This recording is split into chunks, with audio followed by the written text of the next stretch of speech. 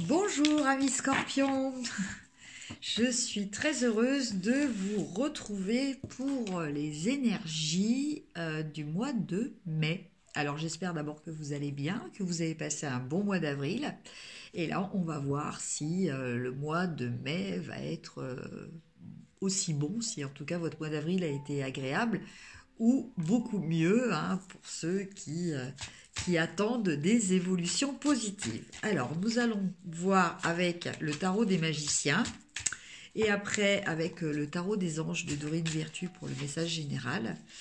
Quelles sont les énergies donc concernant le domaine affectif, donc vos relations familiales, amicales ou amoureuses, et le domaine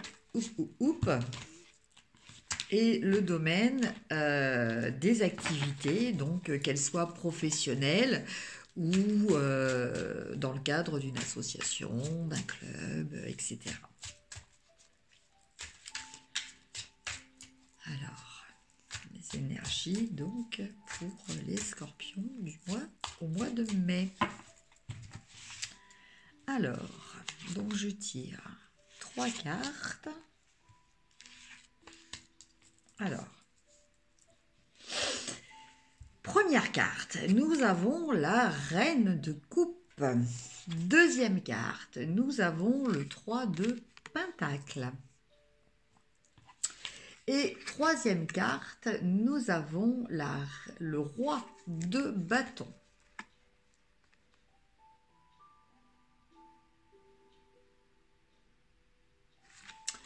Alors, donc là,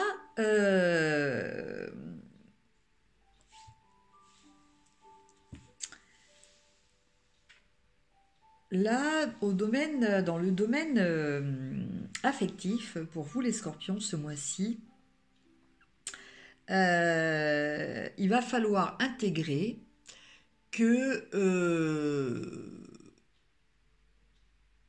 il faut apprendre à faire des concessions, des compromis, et que les relations sont dues à des interactions avec d'autres personnes. C'est-à-dire que vous, tout seul, vous ne pouvez rien faire. Vous avez besoin des autres. Vous avez besoin de que les autres vous aident euh, à, à agir et à conscientiser, à réfléchir à certaines choses au niveau sentimental. Et ça, vous ne pouvez pas le faire sans tenir compte des autres. Voilà, c'est ça qui est très important, dont il faut tenir compte pour ce mois de mai. Alors, ceci dit, vous êtes dans un contexte affectif qui n'est pas du tout négatif, puisque, bon, avec la reine de coupe, euh, on est vraiment dans euh, comment dire, une harmonie affective au niveau de vos émotions, c'est-à-dire que vous ressentez les choses, vous ressentez vraiment de l'amour, ça c'est important. Et donc vous ressentez de l'amour qui vous est transmis de l'extérieur et que vous recevez et qui vous permet à vous aussi euh, d'alimenter votre feu intérieur, puisque en fait l'amour c'est ça aussi, c'est un échange d'énergie, c'est-à-dire que en apportant de l'amour aux autres, vous leur apportez une sorte d'énergie et normalement, bon, si tout se passe bien avec des personnes qui sont équilibrées, ces personnes à leur tour vous renvoient une énergie d'amour qui permet aussi d'alimenter notre feu intérieur.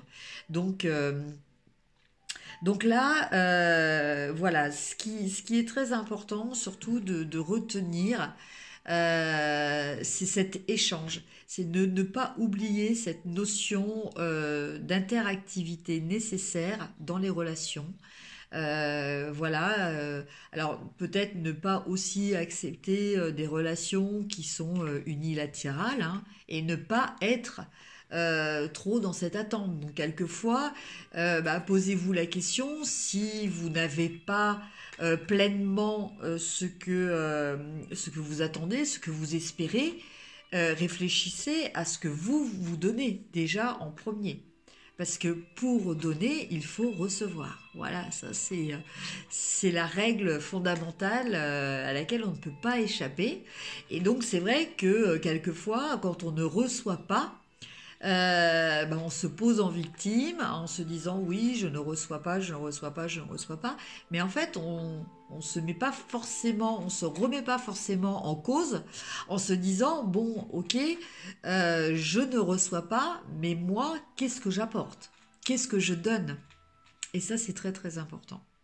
Voilà le petit message au niveau affectif. Donc, ça vaut pour toutes les relations, hein, qu'elles soient familiales, amicales ou sentimentales, même pour les relations familiales. Hein, c'est pas parce que vous avez une relation avec quelqu'un qui partage entre guillemets les mêmes liens de sang que vous, que automatiquement vous n'avez rien à faire, que tout est dû dans la relation. Attention à faire attention, enfin justement attention de ne pas tomber dans cette facilité de se dire oui, de toute façon voilà, euh, c'est mon père, c'est ma mère, c'est mes enfants, donc ils sont obligés de m'aimer, ils sont obligés de m'apporter quelque chose. Non, il n'y a aucune obligation de quiconque. Et donc après, peut-être se poser la question de pourquoi on ne reçoit pas. Et d'abord, est-ce qu'il est vrai qu'on ne reçoit pas? Ou est-ce que on reçoit, mais peut-être pas forcément ce que l'on voudrait. Donc c'est pas parce que l'on reçoit pas forcément ce que l'on voudrait, parce que les autres sont différents de nous, que l'on ne reçoit pas. Donc vous voyez, c'est tout un questionnement euh, pour euh, pour apprécier et faire en sorte que vos relations avec les personnes extérieures, enfin avec les personnes de votre entourage soient plus positives. Donc maintenant, on va regarder un petit peu le domaine des activités. Ah, j'ai une carte qui est tombée. Ah bah voilà, 3 cartes. Ah bah non, là j'en ai un petit peu trop. Alors, voilà.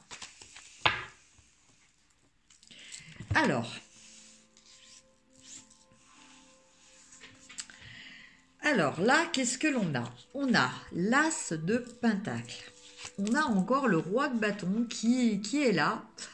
Et on a le 10 de bâton. Alors ce roi de bâton qui est un petit peu récurrent, puisqu'on l'avait déjà tout à l'heure. Ce roi de bâton, ça peut être aussi une personne de votre entourage, une personne influente, une personne avec un fort charisme, peut-être une personne avec un petit peu... c'est une personne qui est généreuse, hein, une personne un peu passionnée, une personne avec un fort caractère, qui peut être une personne d'autorité, voire une personne autoritaire. Hein. Donc ça, c'est à vous de voir, à moins que ça soit votre propre tendance à vous. Hein, bon, en tout cas, c'est quelque chose qui est important puisque ça revient dans le jeu.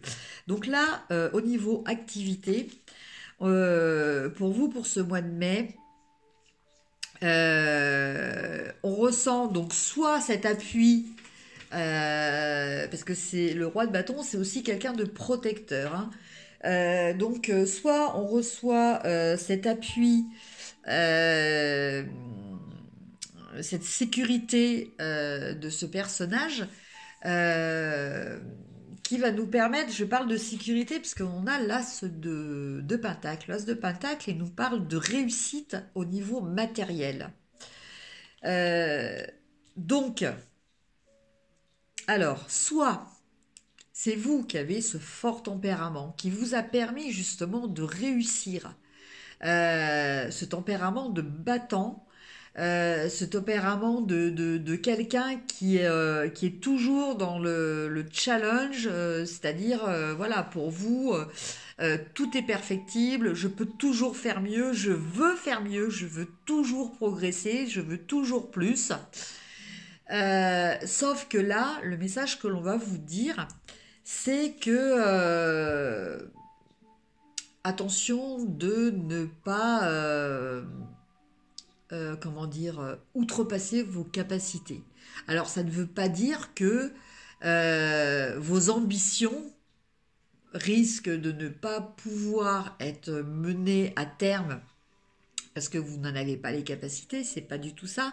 Ce que ça veut dire, c'est que votre ambition peut vous pousser à des challenges trop élevés d'un coup. C'est-à-dire que vous pouvez peut-être envisager des étapes intermédiaires. Voilà, vous serez toujours dans la progression, mais vous voyez, comme là, ce personnage qui fatigue à porter ses 10 bâtons en même temps, il peut très bien faire 2 allers-retours avec que 5 bâtons. Et ce sera beaucoup plus facile pour lui, beaucoup plus gérable pour lui. Voilà, il y aura beaucoup moins de pénibilité. Là, on ne parle pas de résultats qui ne se feront pas. On parle quand même de difficultés. On parle de, entre guillemets, l'expression qui vient, c'est un petit peu trop charger la mule, quoi, en fait. Hein. Voilà, après, il faut pas non plus partir à dire, voilà, par exemple, quelqu'un qui fait pas du tout de sport et qui décide de s'inscrire pour un marathon et qui a que 2 mois pour s'entraîner. Voilà, oui, oui, il va peut-être pouvoir y arriver, mais à quel prix? À quel prix? Alors que bon, il peut très bien décider de s'inscrire à un marathon, mais comme il fait pas du tout de sport, eh ben il se laisse une année et il se dit bon bah voilà, je peux pas le faire cette année, c'est pas raisonnable parce que j'ai pas assez de temps devant moi pour m'entraîner et du coup bah je ferai ça l'année prochaine. Voilà, ça c'est aussi la possibilité. Maintenant, c'est vous qui voyez. Hein. Si vous vous sentez capable de souffrir et que vous voulez quand même à tout prix porter ces 10 bâtons en une seule fois, vous pouvez aussi. Voilà, vous avez toujours votre libre arbitre. Voilà pour le domaine de l'activité. Maintenant, on va regarder au niveau... Ah bah j'ai une carte qui est restée de côté, donc c'est la bonne. Voilà, donc en fait, nous avons la carte qui correspond à la carte du pape. Donc là, on retrouve un petit peu cette notion de roi de bâton, parce que l'unité, enfin la carte du pape, ça peut être aussi l'image du père. Voilà, donc on retrouve, comme dans le roi de bâton, cet aspect, voilà, oui, un petit peu paternel, qui dirige, voilà. Alors, c'est l'archange Sandalphon, et le message, point de vue ou méthode d'inspiration traditionnelle, organisation spirituelle, trouvez-vous des mentors, donc peut-être trouvez-vous ce fameux roi de bâton, des amis partageant vos idées. Donc effectivement, ça peut être aussi le cas, comme je vous disais, ça peut être quelqu'un de votre entourage, ce roi de bâton, soit c'est votre personnalité propre. En tout cas, c'est quelqu'un qui va vous aider, ou c'est votre propre personnalité qui va vous aider à progresser. Maintenant, bon, après, à vous d'adapter à la situation qui est la vôtre. En tout cas, quand même, avec cette carte, on a quand même une notion de réussite, hein. Donc, dans ce que vous allez vouloir entreprendre, même si c'est difficile, vous allez quand même réussir. Voilà, puisque cette carte, le pape, bon, dans le tarot, le pape, c'est la bénédiction. Donc, en fait, quelque part, vous avez une forme de bénédiction divine qui est là pour vous soutenir dans vos projets. Voilà, amis Balance. Alors écoutez, bah, je vous souhaite un très beau mois de mai. Ceci était un tirage général. Si vous avez besoin d'une guidance personnalisée, vous pouvez me contacter à mon adresse mail.